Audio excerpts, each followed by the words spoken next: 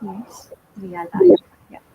Hi everyone, I'm Deyasini Roy, and I welcome you all to the stories of women's identity and social control under Team Wise Review's December 2021 project in association with Oxford University Press. We are also calling for submissions of stories, essays, and poems as part of the project.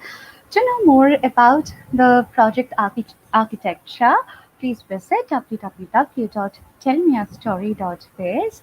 And today we are honored to present Dr. Samita Sen. She is an Indian historian and academic, having previously taught at the University of Calcutta and Jadavpur University.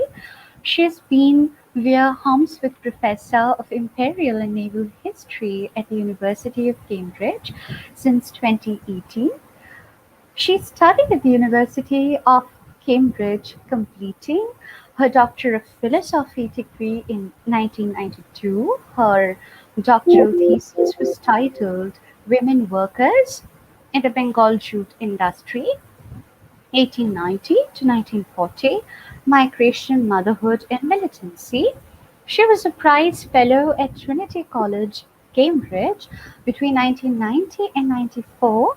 From 94 to 2018, she taught history at the University of Calcutta and women's studies at Jadavpur University. She reached the rank of Reader at Calcutta and Professor at Jadavpur. She was Dean of the Faculty of Interdisciplinary Studies at Jadavpur University from 2016 to 2018. She was the first Vice Chancellor also of Diamond Harbour Women's University from 2013 to 2015. Her monograph, Women and Labour in Late Colonial India, Cambridge University Press, 1999, won the Trevor Rees Prize in Commonwealth History. She has published extensively on gender and labour and has also done such as domestic violence and labour in the informal sector. She is also a member of editorial boards of various academic journals, including Modern Asian Studies and South Asian History and Culture. She has been active in the women's movement in India and internationally. We welcome you, ma'am, and a very good afternoon to you. Good afternoon. Yeah. So, ma'am, you have worked extensively on gender and labor, and have also done contemporary and interdisciplinary research on issues pertaining to domestic violence. And your dissertation was also titled Women Workers in the Bengal Jute Industry, 1890 to 1940, Migration, Motherhood, and Militancy. Could you offer us a little insight in your work, along with sharing your perspectives on the topic for today's session, that is youthful engagements impacting the psychological and emotional rehabilitation of women? Thank you, Deyasini, very much for your very kind introduction and for having me here at this program and Our giving me an pleasure. opportunity to share my perspective. Um, what I will do in the 10 minutes you have asked me to speak for is to highlight two aspects of the research I have recently done, Mhm. which speak to questions of childhood, adolescence, youth, um, and gender and migration. So Mhm. taking that complex as a altogether. The first point I would like to make is that the question of a female youth, Mhm. one could put those words together, has really arisen in the Indian context post Mhm. a regime of near universal child marriage because when the average age of marriage in most of India, certainly North India, was about 7 to 11 years old, girls did not become youth before they became adults. Because they became adults, socially speaking, they became adults at marriage. Which means if you're becoming adult at the age of 7 or 11, there is no interregnum for adolescence or youth. Right? Hmm. So, Right. in a sense, that social change, the Hmm. rise in the age of marriage, Hmm. has been a critical change for the creation of a category, of a social category called either whatever youth, you can call it youth or adolescence, sometimes it is called adolescence. Some stage in life that is between childhood and adulthood. Right? Right. Now, this fact or this issue has been obscured in some ways because of the focus of policy and rhetoric on child marriage. And we still talk about child marriage, the endurance of child marriage, the persistence of child marriage, and the campaigns against. There is now an international campaign against child marriage in which India plays a very important part as one of the countries with the largest number, with very large numbers of child marriage. Now, within India, there is a competition now in the last 2, 3 years, 3, 4, 5 years, between Bihar and West Bengal for number one slot. In 2016, NFHS had suggested that Bengal had become number one. In the previous count, it was number seven, Hmm. but NFHS 2016 had earlier suggested that Bengal was number one. Then they changed the ranking. And they said Bihar was higher than West Bengal. Then they changed it again and said no, West Bengal is higher. So I don't know exactly what they say now. But between Bihar and West Bengal, they obviously occupy number one and number two slots in the what I call the child marriage league table. Now, in case of West Bengal, the average, the kind of numbers involved here are about 40%. So that would seem to indicate that child marriage is still very much a reality. It is still very much a persistent problem. However, it depends a little on how you define the term. What do you define as child marriage? Now, I would define child marriage as something like 12 years, below 12 years. But of course, legally, that is not the case. Legally, anything under 18 is child marriage.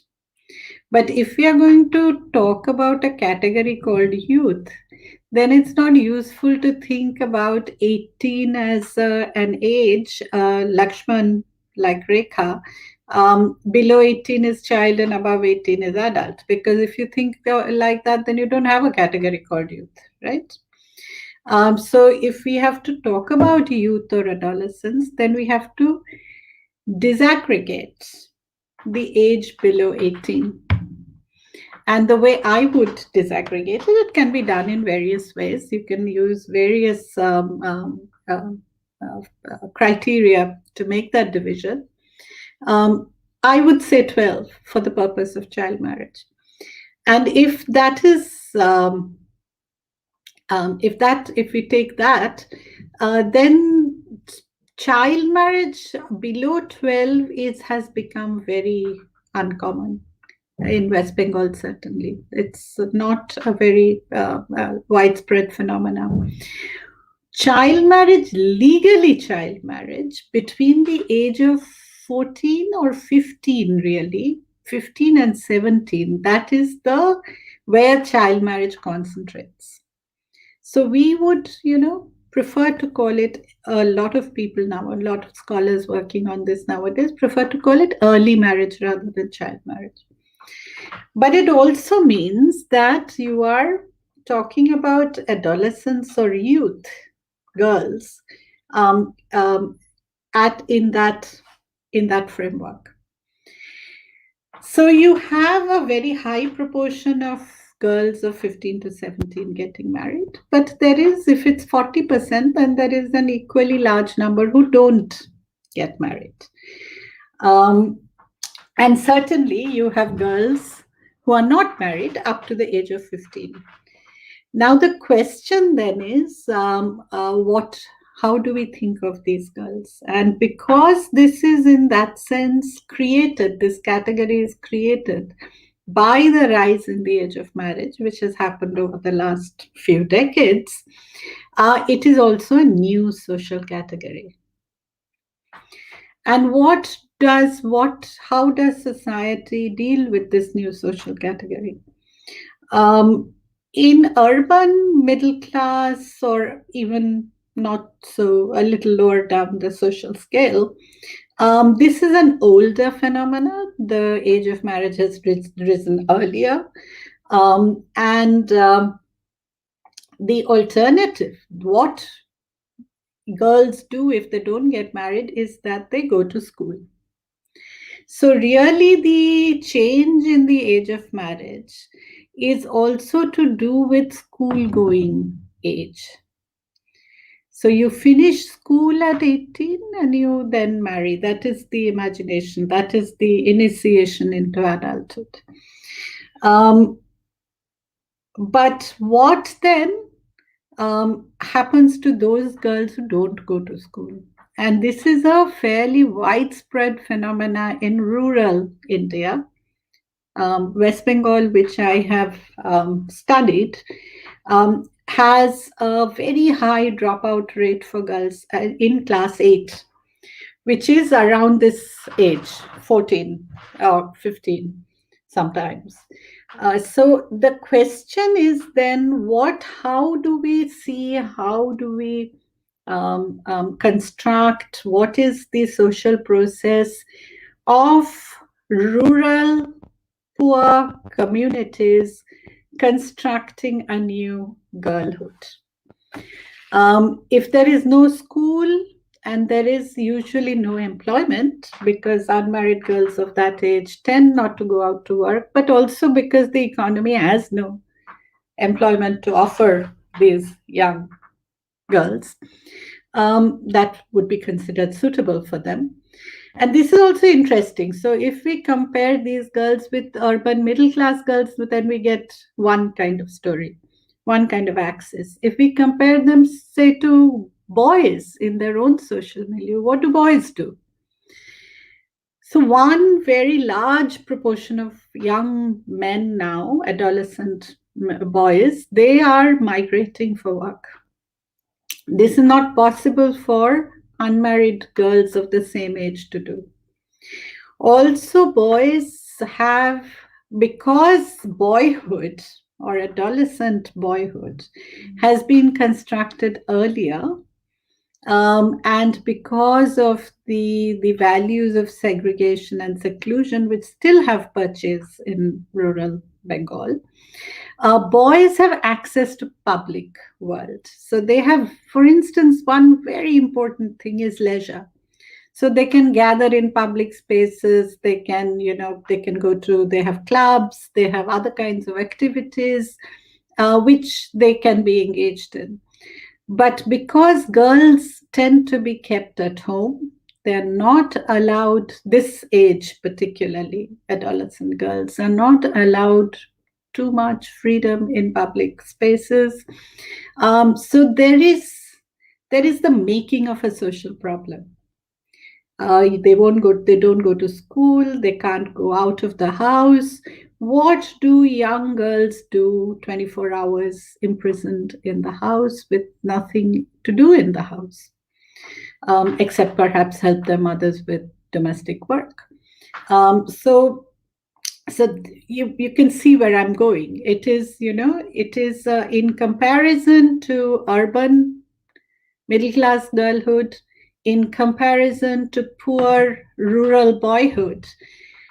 Rural girlhood is an issue that I think is emerging, and I think we should pay attention to it. So that's one. My second point is that, in fact, there is one avenue of employment for these girls. Though most kinds of employment are closed to them, the one avenue that is open is paid domestic work. And Dipita and Ishita Chakraborty's pioneering work has shown us that West Bengal here is definitely top of the league table.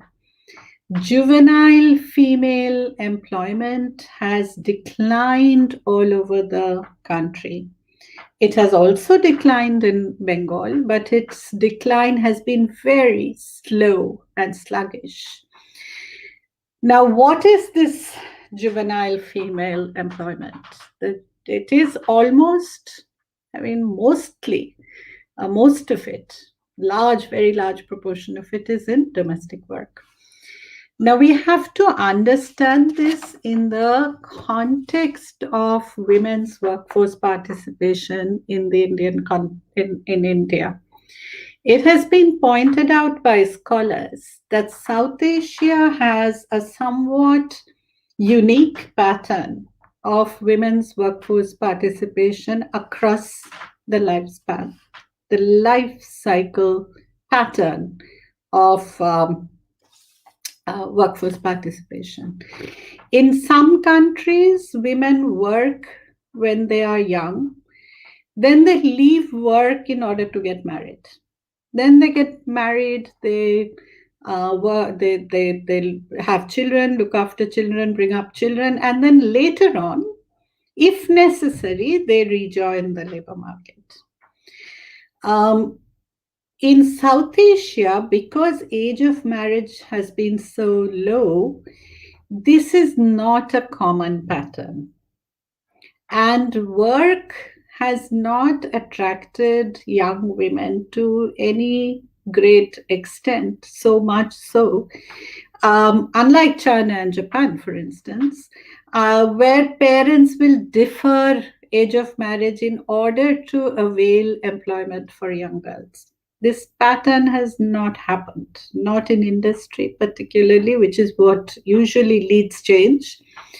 So what we have had instead is a pattern that has been identified by Nirmala Banerjee, who has shown that in South Asia, the typical woman worker, is a married mother. So you first marry, then you have children, and then later on, if necessary, you enter the labor market. Now, domestic work is the only occupation in which this pattern does not hold. In domestic work, you have the classic pattern, which is that women do join domestic work before marriage and they work for a few years. Then they leave the work in order to marry. Either they have children or they are impelled to return to work soon after their marriage. There is usually a short break. Now, how is this achieved? So, domestic work doesn't mean that the age of marriage necessarily is changed.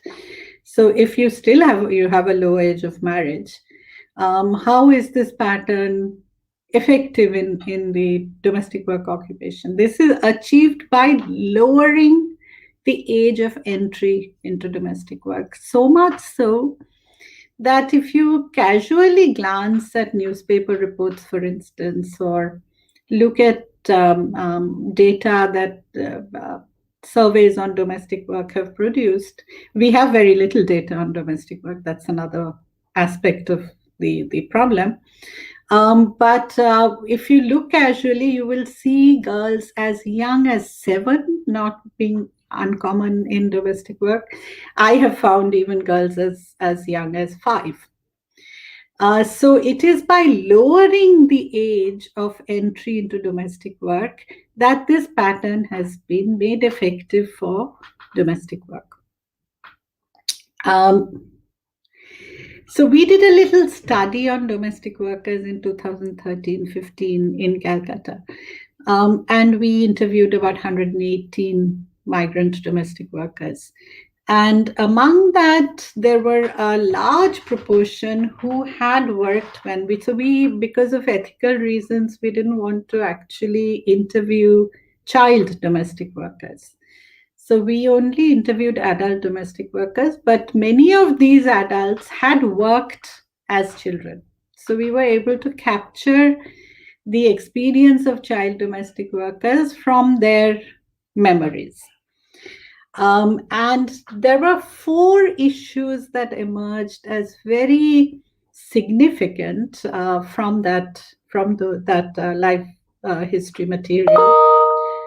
First, I would say, is the skill paradox. So, if you have girls as young as 5 or 7 working as domestic workers, what is it that they bring to the table? So, there is this peculiar play between domestic work being something that is inherent in femininity. So, girl as young as 5 can also do domestic work, and the perception that there is a feminine skill. So there is, skill which has to be acquired. So there is this play between um, um, different understandings of skill embedded in domestic work. The second is the question of the familial paradigm. So young children are employed on the basis that people say, oh, she's like my own child. She just, stays in my house. I'm helping a poor child by feeding her, and, because they're poor and she doesn't get enough to eat at home. So the familial paradigm normalizes the employment of very, very young children in domestic labor, and in fact often involves very heavy labor which young children must find very difficult to do. The third point is that, of course, the employment of child workers in domestic work is partly because many people who cannot or will not afford adult wages, they employ child workers for very low, sometimes even no pay, or almost no pay for very small amounts. It enables middle class lower down in the economic scale of middle class to engage in status raising activities such as employment of domestic workers. And this speaks, in a sense, to the ubiquity of domestic work employment, the domestic work hiring among middle class in India. The fourth issue is how these girls they're mostly migrant. They come from rural communities. They are residential workers. They're 24-hour workers. They stay with the families for which they work. And this is achieved through, not in all cases, but in many cases that we saw, in a female network. So it's very rarely that only one child comes to work. Usually there are other women, adult women in the family who also work in the same city. So these children are not only in a sense isolated as residential workers in employer households, but in another sense they are often part of female family networks or village networks or other community networks of working class women in the city. So this is obviously highly illegal. Sometimes these young girls are employed in conditions that resemble slavery more than work kind of conditions. There is no easy exit. So if adult women are subjected to very bad working conditions, they can leave. But very young children cannot leave. They find it very hard to leave the protection of employer households. So, in a sense, they're captive labor, and they are often um, employed in slave like working conditions. This is obviously patently illegal, but it's a law that neither the state has had shown no will to enforce, nor is there is very high social sanction for in favor of it. So this has been a problem that has remained a very, very persistent problem. I've taken much more than 10 minutes. I'll stop here.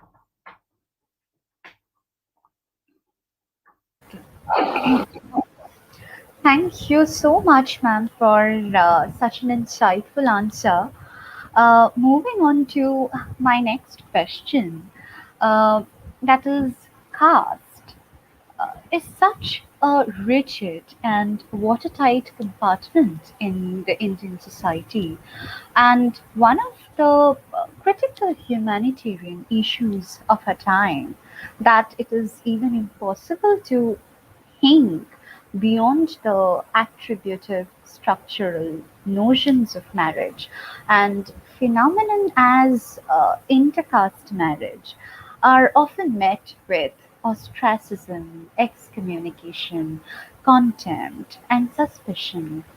Even today, when India has already embarked on the path of modernization, democratization, globalization, and despite the preamble to the Constitution of India making a significant mention of the socio-economic and political justice, liberty of thought expression, belief in faith, equality of status and opportunity, and fraternity, assuring the integrity of both the individual nation and in spite of special legislations being undertaken such as the implementation of the special marriage act, uh, we witness harrowing experiences of violence and social boycott flooding the newspaper headlines. When legislations are failing, so are promises.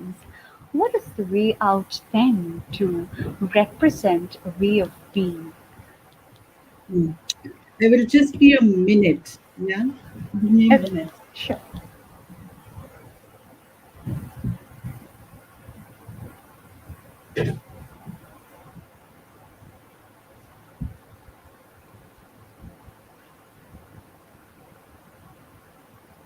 Sorry, this is the problem of Zoom meetings.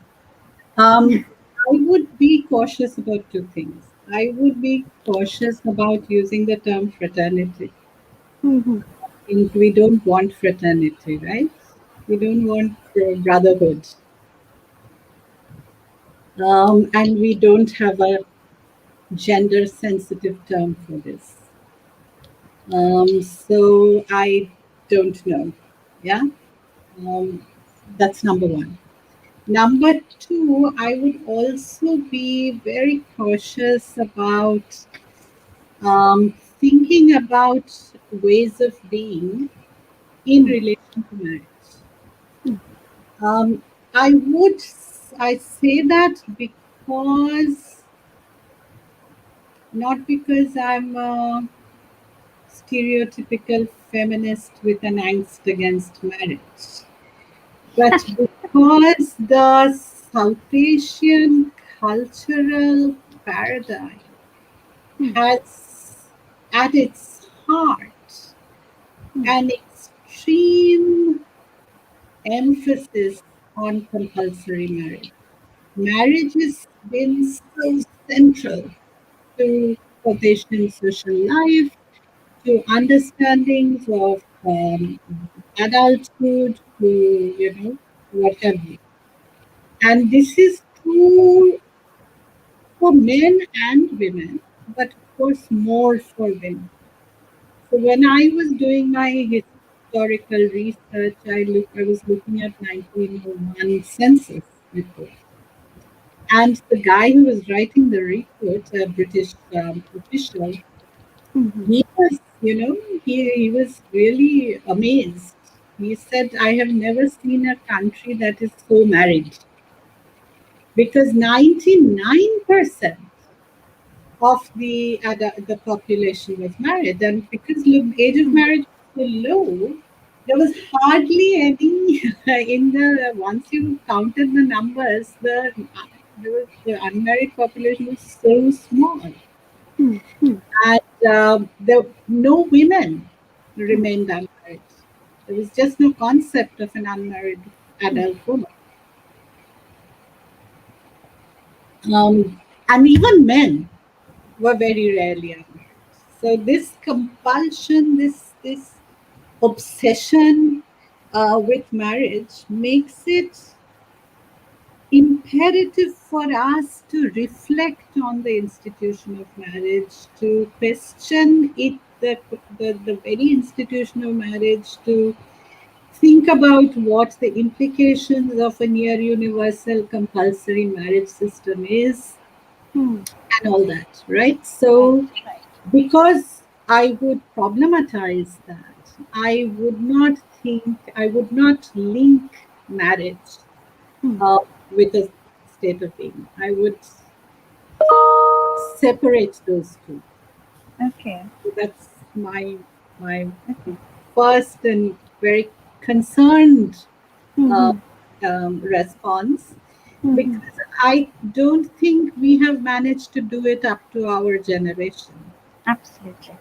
We have done some questioning among middle classes, urban middle classes. Age of marriage has risen.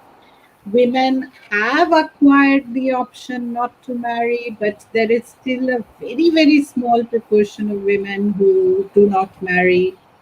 Mm. There is divorce now. Mm.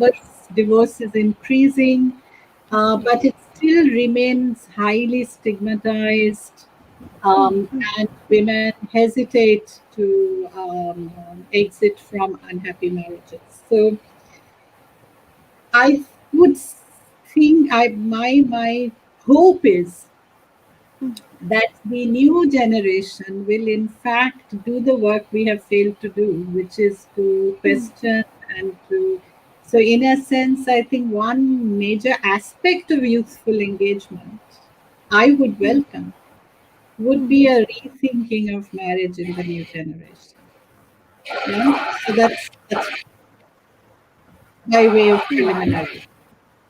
Mm. But for us, there is no caste without marriage. And in a Mm. sense, the near universal compulsory marriage system is tied to caste, is harnessed to caste. It is because we have caste and Mm. because caste relies entirely on an endogamous marriage system. How will you perpetuate caste? How will you reproduce caste if you don't have endogamous marriage? If people from different castes start marrying each other, then Mm. the Mm. caste system breaks down, right? Mm. Because the caste system requires induction into caste by birth. Mm.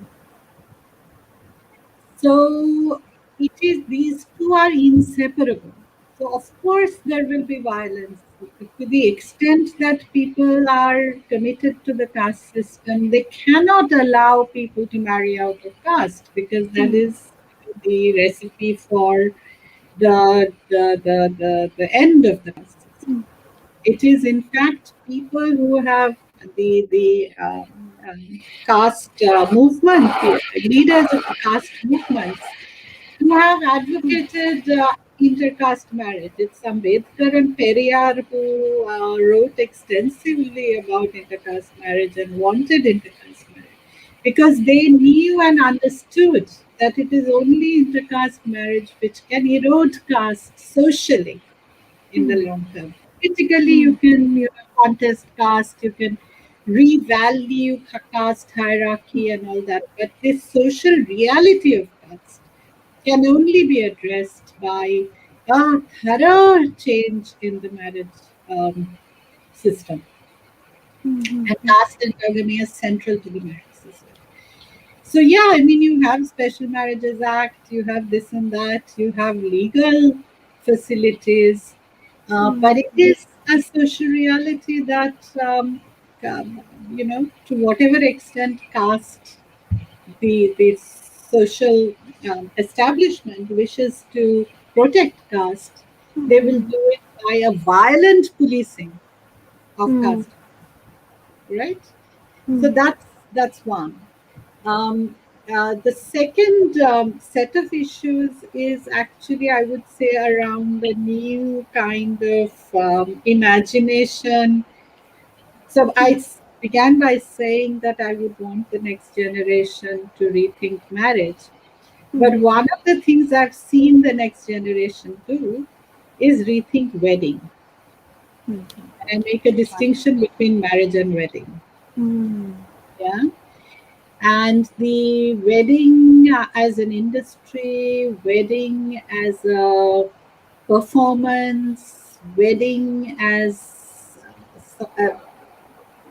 acquiring increasing centrality in consumption patterns, all those things are of great concern, because you can't have a wedding without a marriage. Yes. And the more you invest in the wedding as a central life cycle right, as like people have said from time immemorial, that is your day. Why should your wedding be your day? Yeah, why can't you have another day? Do something else. Why is your graduation day not your day? Why is whatever else day, the day you get your first job, why is that Hmm. not your day? Hmm. So we continue to reinvent the Hmm. wheel. We continue to reinvent the bride, and those are dangerous signals. Hmm. We're going in the wrong rather than what I think of as the right direction. Thank you. Thank you so much, ma'am, for such wonderful insights. Okay, moving on to my next question. Uh, that is, many state governments, public sector undertakings, and other recurring bodies, they possess their own resettlement and rehabilitation policies, or are in the process of formulating them. But the question of the hour is that, are uh, the psychosocial needs of women susceptible to specific mental health risks, or suffering from considerable impairment and disability in that crisis phase of displacement, being properly addressed to in a participatory and transparent manner with adequate concern and sensitivity? Are they enjoying in full equality the humanitarian rights and freedoms in all circumstances without discrimination of any sort? The short answer is no, of course not. There is, in our social world, no equality, either of class or of gender or of many other things. And to, you know, Hmm. cast it in that template would be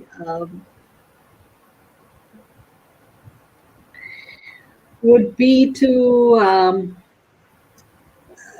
beg the question in a sense. So, yeah, I mean, of course, there is no equality, and of course, there is high levels of discrimination. That, having said that, Hmm. Hmm. um, I would make 2 points. One is Hmm. that in our rehabilitation processes, Hmm.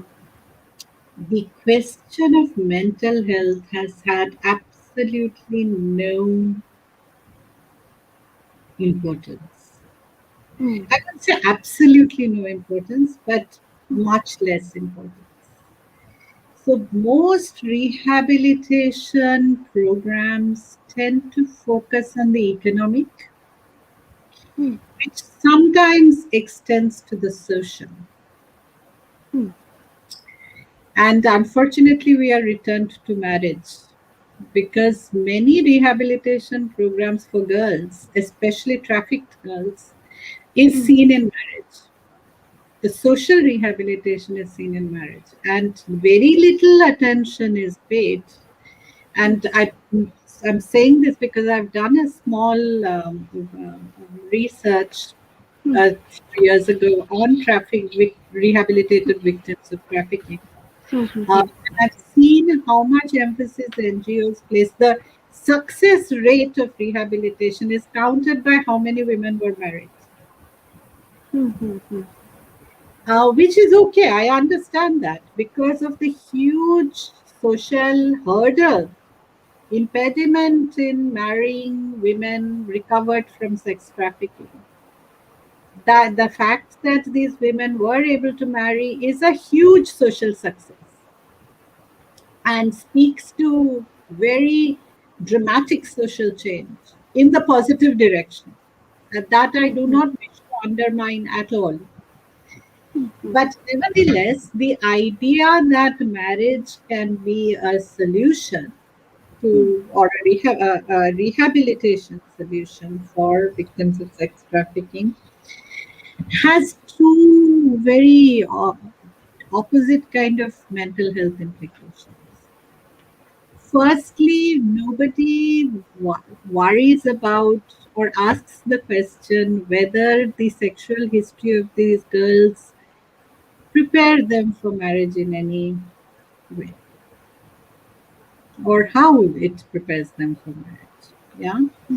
And the second is whether, in fact, and it may well be, and I'm not prejudging the issue, we need research, we don't know answers to these questions.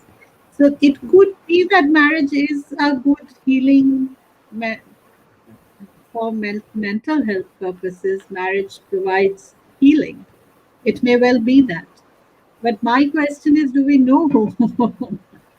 Have we ever asked? Why we just assume that it is so? Hmm.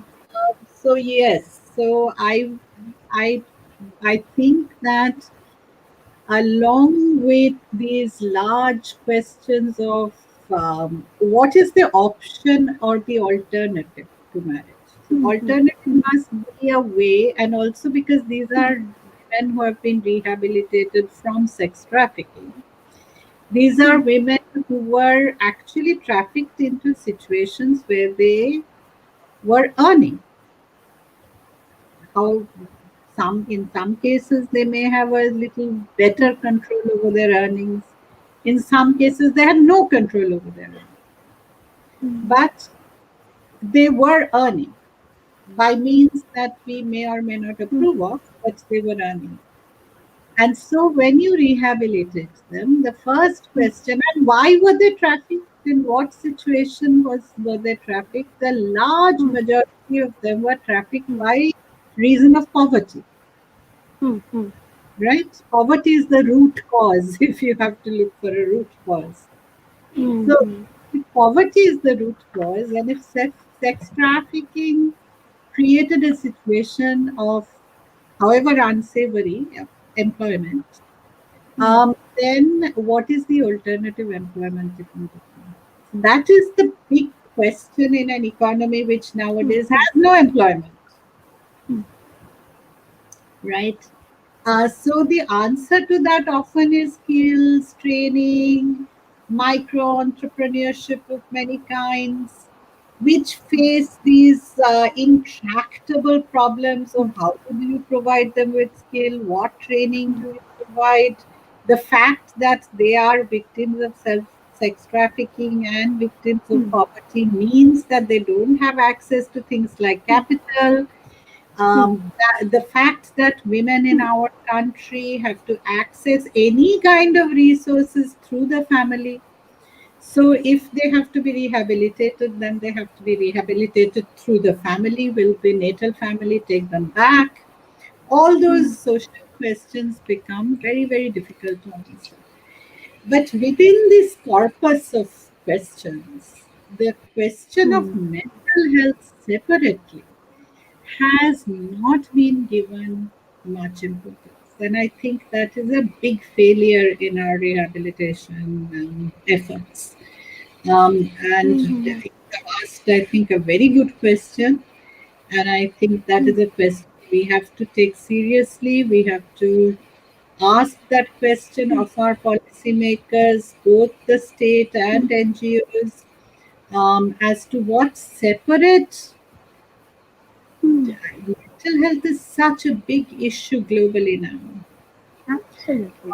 Why is it that in South Asia we have not kept pace with the rest of the world on this? Right. Why is mental health such a neglected area? And I think, I'm very happy you asked that question because I do Thank think you. it needs to be put on the agenda. Thank you so much, ma'am.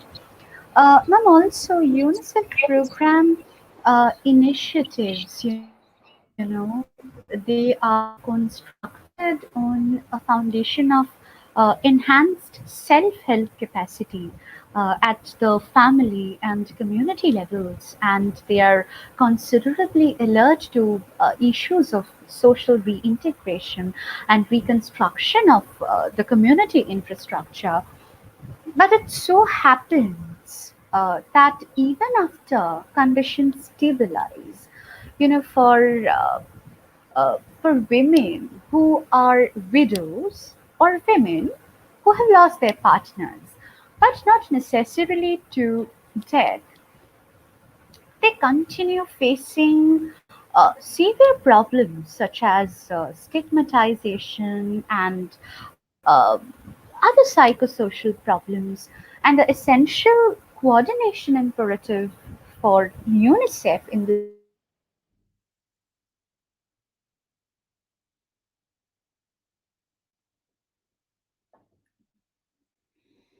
regard is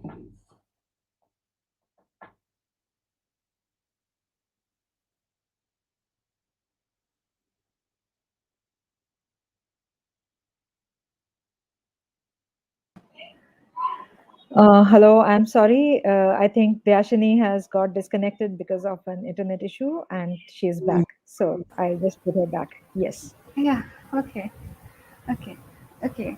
So, so ma'am, it so happens that, even after conditions stabilize for women, under the category of widows or women who have lost their partners but not necessarily to death, they continue facing severe problems, stigmatization and other psychosocial problems. And the essential coordination imperative for UNICEF in this environment of emergency is that they may never become invisible, must never fall through the cracks. What do you have to say in this regard? Do these women in this crisis phase of an emergency genuinely receive the desired and emancipatory monitoring even after the completion of the rehabilitation package? And do these engagements genuinely impact the psychological rehabilitation of the women, leading to their overall sustainability and progress? Yes. Very good question. I am a historian, right? Huh? So let me take you back in time a little. Okay. So I told you that in 1901, Hmm. census officers were amazed at the extent of marriage Hmm. in the population. They were also thunderstruck at Hmm. the proportion of widows in Hmm. the female population in Bengal. And this is an obvious result of a combination of child marriage, Hmm. compulsory, near universal compulsory marriage, Hmm. and the fact that in Bengal, Hmm. particularly, the age at marriage between men and women, bride and groom, was highly disparate. Hmm. So differences of about so laws were proposed in the 1920s and 30s to limit that difference to 20 years. Hmm.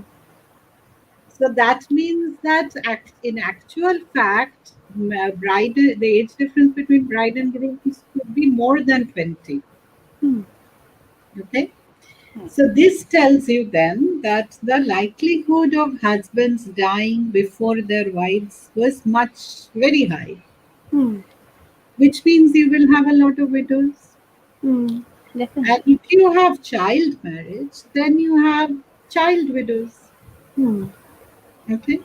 Hmm. So at the turn of the century, 20th century, not 21st century, the proportion of widows in Bengal was a quarter of the female population. Hmm. So when I say married, everybody was married. They Hmm. were married. Hmm. That is to say, they were not unmarried, but Hmm. not all were in substantive marriages. A quarter of married women were actually widows, Hmm. or more than the widows were a quarter of the female population. So, widowhood, when you say widow, widowhood is a long problem in Hmm. our society. Hmm. Hmm. And we all know of, we recently celebrated Ishwar Chandra Vidyasagar's anniversary, and we have had a lot of political noise around Vidyasagar because his statue was broken and all that. So maybe people now remember once again that Vidyasagar is what he is famous for. And Hmm. he is famous for getting the British to pass a law enabling remarriage of widows. Absolutely. And in that debate, Hmm. one major issue was whether all widows should have the right of remarriage or whether it is only child widows who should have the right, Hmm. right? Anyway, so that is one aspect of it. But the another aspect of that whole question is that despite the law that enables remarriage of widows, in fact, social historians have shown that this was the least effective social reform of the 19th century. Widows did not end up getting remarried or Hmm. by any great numbers. Hmm. Most widows remained widows. And the many reasons attributed to this, I won't go into that discussion unless there are questions. Hmm. Um, but the other aspect of it is that it is widows who worked. Hmm. So, who entered the labor market? Which kind of woman entered the labor market? It is primarily widows. And indeed, so I have shown that in industry it was widows. You can see in other, nobody has actually done this very closely. Hmm. But in the sex trade, there was a high proportion of widows. Across the board, wherever you find clustering of women in any occupation in the early 20th century, you see a high proportion of widows. And indeed, it is Martha Chen and John Drez The kind of work they have done in the 1980s and 90s show that these patterns are not, that have changed a little, shifted a little, but not very drastically. Hmm. It is still true that there is a very large number of widows in South Asia. It is still true that widows are socially marginalized. It is still true that widows are have much more difficulty accessing resources because they are dependent on the family for Hmm. access to resources, and wives are better able to access resources than widows Hmm. because you access resources through a man. Hmm. And unless as a widow you have fathers or brothers who enable you to do to have the same access, then you lose access. Hmm. Hmm. And or son. Sometimes, if you're an older widow with a son, an older son, that is a solution for a widow. But without these male mediations, Hmm. widows often find it very difficult to access resources. So they're marginalized. They are that's you know, and so, yeah, I mean, the questions you ask about rehabilitation, of course, as you have rightly pointed out, and this is true of the previous question you asked, that there is a psychological dimension to this, and mental health for widows is a huge question.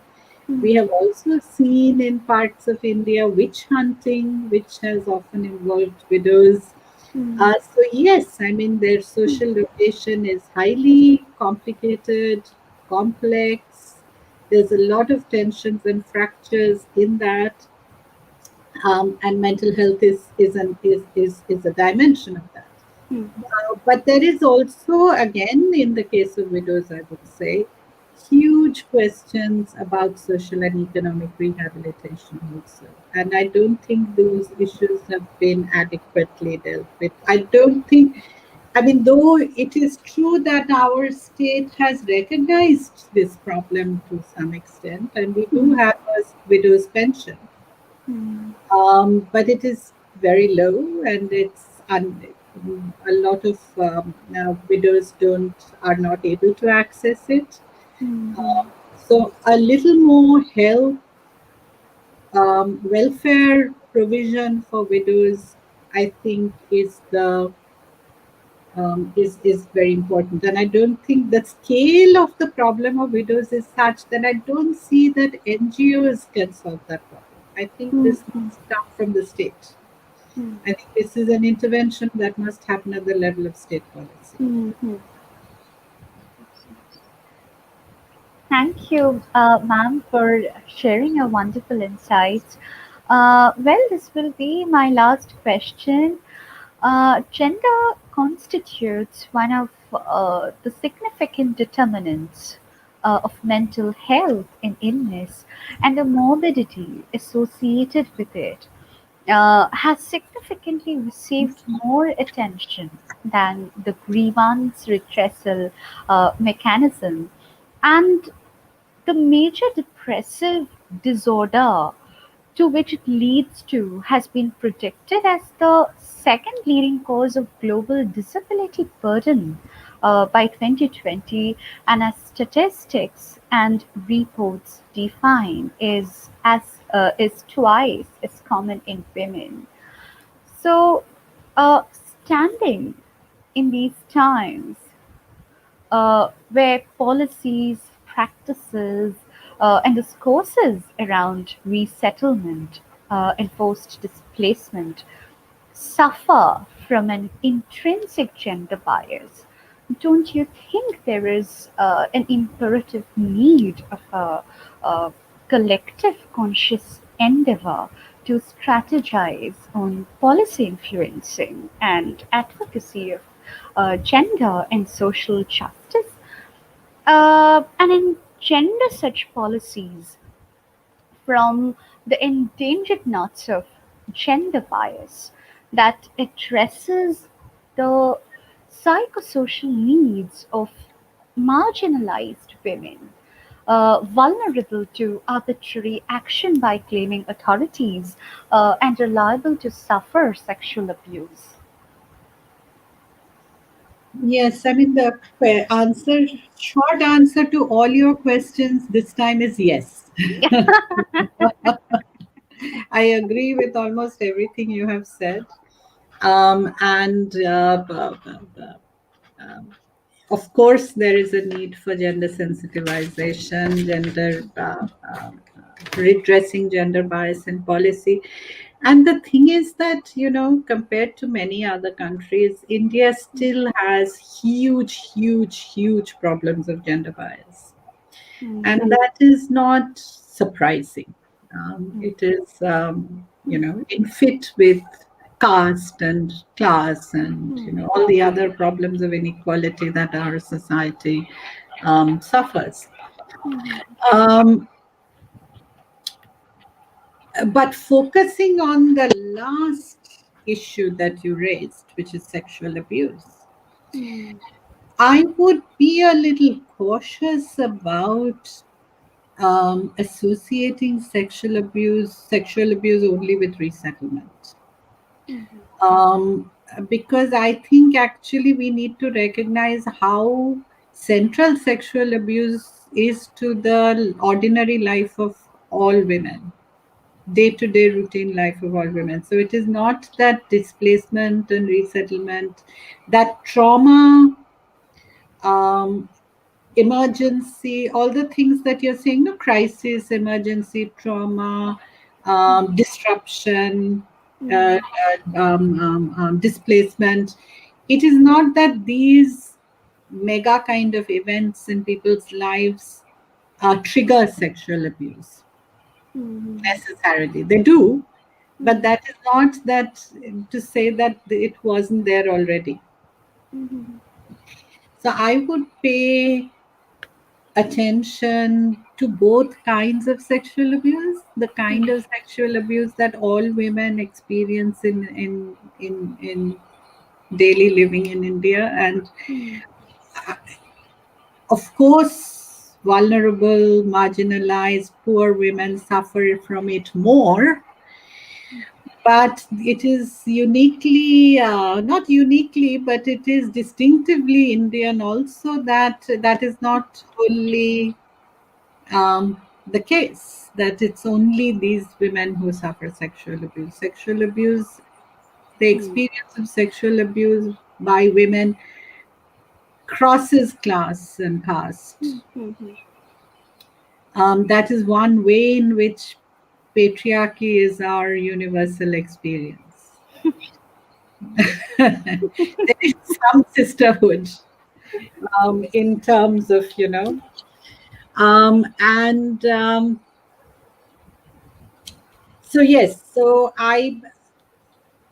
and I'm a labor historian. I would point out that most occupations in which, as I said, women cluster at lower down the social scale, um, uh, various studies have shown, John Parry has shown in brick kiln, others, Swati Ghosh has shown in construction, I have seen in domestic work, others have shown in entertainment trades. Sexual abuse is the currency in which employment happens, is an essential aspect of women's employment and their engagement in the world of public work. And of course, sex trade is very much part and parcel of that story. So, yes, given that context, I think that policies to address sexual abuse have to be much more across the board and not only part of resettlement packages, though, of course, also part of resettlement packages. And I would say that some of this kind of sexual abuse should have been addressed by that 2013 Act that we got after a great deal of feminist lobbying, the Sexual Harassment Prevention Prohibition of Sexual Harassment at Workplace, that act. And it was meant to, it was designed in a way that it could address workplaces other than formal sector workplaces, with a whole section devoted to how conditions could be monitored in informal sector employment, which has proved to be, which has not proved at all effective in its bureaucratic avatar. Its implementation has not. I mean, there are main in the working of that law. Big holes have opened up in many places. We have. It was an act of imagination. It was an attempt to do something very new, and there were problems, which are bound to be. It should be thought of as an experiment. But the unfortunate part of it, no, is not the holes. Those I regard as part of a learning process. That one of the most interesting experiments in that act was actually not implemented. And if it had been implemented, I think some of these issues that you mention of sexual abuse in situations of employment, work, those could have been handled. At least there would be a legal sanction against it. Right. Yeah. Hmm. So, yes, I mean, I agree that we need much more Hmm. concentrated and focused work on these things. We need Hmm.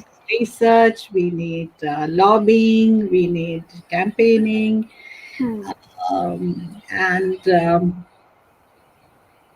every other day there are new stories building up a very sad series of violent stories about women. Hmm. And since stories are so much the focus of your project, um, I do think there is an interface here that could be valuable.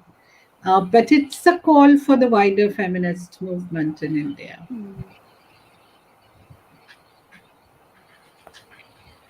Okay, thank you so much, ma'am, for your time and for sharing with us your wonderful insights.